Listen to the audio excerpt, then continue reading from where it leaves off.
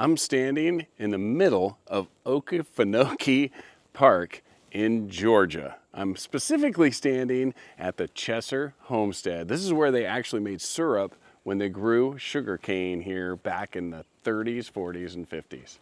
This is the main homestead over here. I'm on my way to Ray, Georgia to check out Paulk Vineyards. We're also going to see if we can find some peanuts or some Vidalia onions along the way. So come with me and let's go see what they're pouring for us today.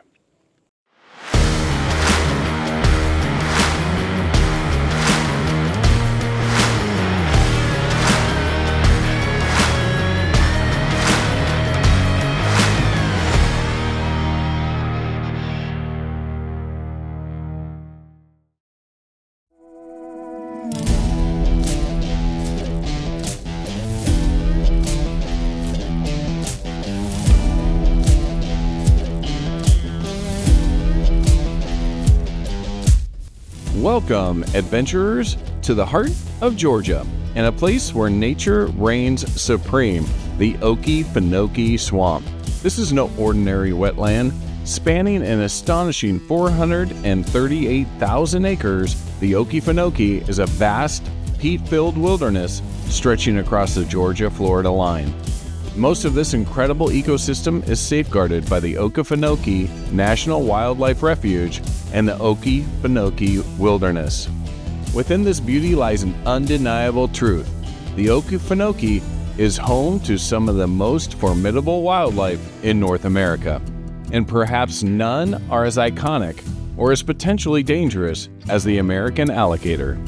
Their powerful presence has been immortalized in pop culture, famously depicted in the 1976 film Gator, starring and directed by Burt Reynolds, with its title song by Jerry Reed, both deeply rooted in the mystique of this very swamp.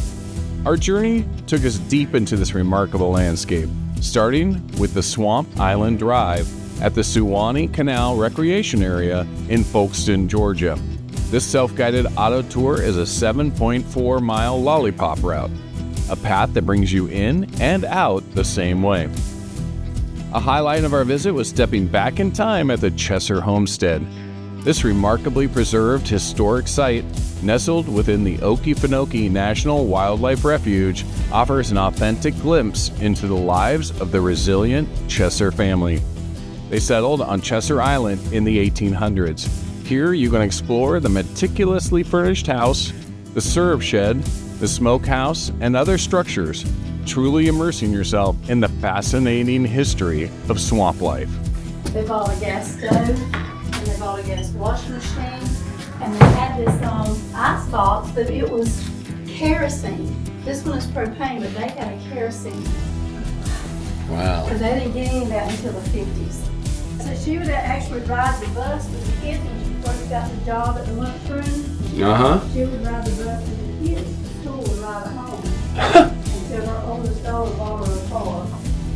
The Okefenokee is more than just a swamp, it's a living, breathing testament to the power and mystery of the natural world.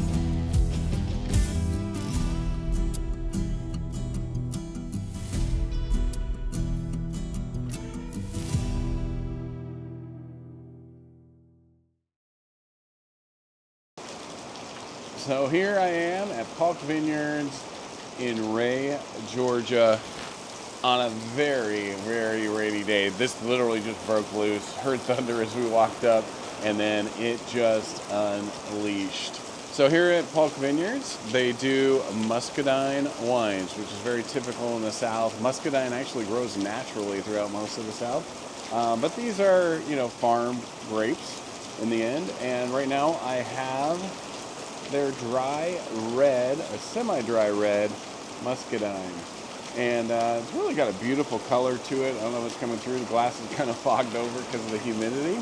On the nose, this is very, very cherry, very strawberry, very fresh red fruit. Let's give it a taste on the palate.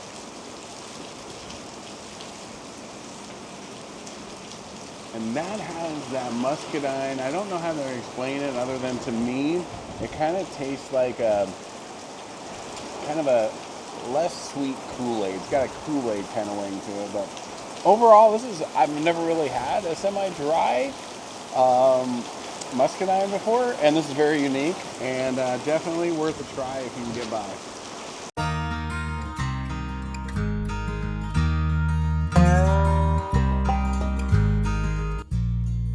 This trip to Georgia includes a stop at a true agricultural marvel, Pulk Vineyards. This isn't just any vineyard, it's the largest Muscadine vineyard in the world. For 6 generations, the Pulk family has meticulously cultivated this land, transitioning from traditional row crops like cotton, peanuts, and soybeans to a diverse array of fruits. Among them, the mighty Muscadine reigns supreme, with the first vines planted here in 1970. What began as a single vine has blossomed into over 600 acres of Muscadines and Scuppernongs. And this stop isn't only about the wines. Paulk Vineyards produces a remarkable range of products, including juices, jellies, nutritional supplements, and of course, exquisite wine. At Paulk Vineyards, you'll witness a seamless blend of heritage and cutting-edge technology. A rich farming legacy is infused with modern industry, ensuring that healthy, fresh muscadines are processed as simply as possible, guaranteeing the highest quality products. Muscadines are rightfully hailed as the superfruit of the South, and Paulk Vineyards proudly showcases this with 11 award-winning muscadine and other fruit wines. Each wine tells a story with names inspired by cherished family members or the very roads that wind through the vineyards where the fruit is harvested. And for those eager to savor the flavors, tasting visits are an incredibly comfortable experience. For just $5, you can indulge in a generous tasting, making it an exceptional deal for an unforgettable journey into the heart of Georgia's winemaking tradition. So stop by when you can to discover the legacy of the Muscadine. I'm at Paulk Vineyards and I am drinking their peach wine. They have a sweet tree label here, which is their sweet line of wines. And primarily their wines here are based on Muscadine, and this is Scuppernong. Scuppernong is a version of Muscadine, and it's a white version of that grape. And Scuppernong loosely translates to sweet bay tree, I'm told. Annabeth told me that while I was here. Anyway, let's give this a try on the nose. And that is just strong peaches. You smell a lot of peaches. You do get a little bit of hint of that traditional muscadine. I don't know how to describe it, maybe a little bit of dustiness that's in there, but overall, you're smelling mostly peaches. Let's give it a go on the palate. And that peach comes through. This is beautiful. It's just clean, crisp. Definitely serve this cold. On a hot day, it'd be perfect. Another thing Annabeth suggested is that you throw some iced peaches in it to keep your drink cool on a warm day. I think that might go pretty well poolside in Arizona on a hot summer day. And this definitely qualifies as a Grammy wine.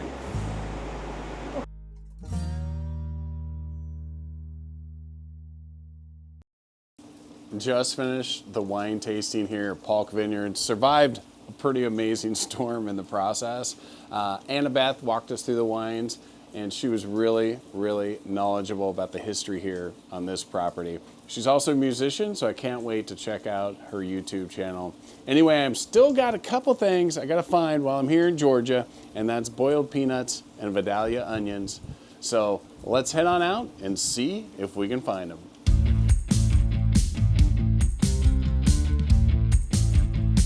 I couldn't wrap up this visit to Georgia without trying the state's infamous crop, the Vidalia onion.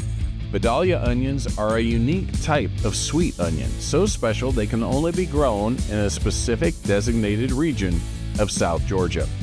This exclusivity is even enshrined in law, protected by the Vidalia Onion Act of 1986. What makes them so extraordinary? Their famously mild, sweet flavor comes from the incredibly low sulfur content in the soil where they thrive. It's a delicate balance of nature and nurture, resulting in a taste sensation unlike any other. Planted in the fall, and harvested in the spring, the arrival of these coveted onions is a celebrated event with an official pack date announced annually. Fresh Vidalia onions are typically available from late April through September. This limited window makes them a highly sought-after seasonal treat, a true taste of Georgia. In fact, their importance is so profound that in 1990, the Vidalia onion was officially named Georgia's state vegetable. And for me, there is no better way to experience their unparalleled sweetness than in a perfectly crafted onion ring. Imagine that crisp, golden batter giving way to the tender, sweet, almost buttery Vidalia onion within. It's a symphony of textures and flavors, a testament to the magic that happens when a truly exceptional ingredient is allowed to shine. This isn't just a snack, it's an experience, a must-try for anyone visiting this incredible state.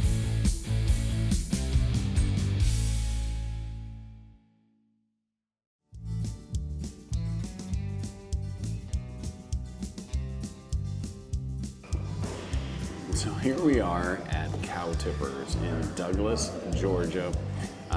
Traveled on over here after finishing the wine tasting, had to find a Vidalia onion. Couldn't find boiled peanuts all day, and then I don't know if I'd like boiled peanuts, but didn't have the chance to find out today. They say they can find them on roadside stands. I didn't see a single roadside stand today. So anyway, this is a Vidalia onion. We're about an hour away from Vidalia, Georgia, where the onions are famous for being from. And they actually have an onion museum, I'm told, in Vidalia. So I might have to make a road trip up there someday and check it out. These onions are a little sweet, so if you were gonna pair it with one of the muscadines we had today, I'd probably do the semi-sweet white Vidalia. That would pair fairly nicely with this. But anyway, I'm enjoying this. I'm gonna eat this awesome burger and have these onion rings, and I'm gonna say so long from Georgia for the episode with Pulk Vineyards, and I hope I get to see you somewhere on the wine trail. In the meantime, check out one of my other videos.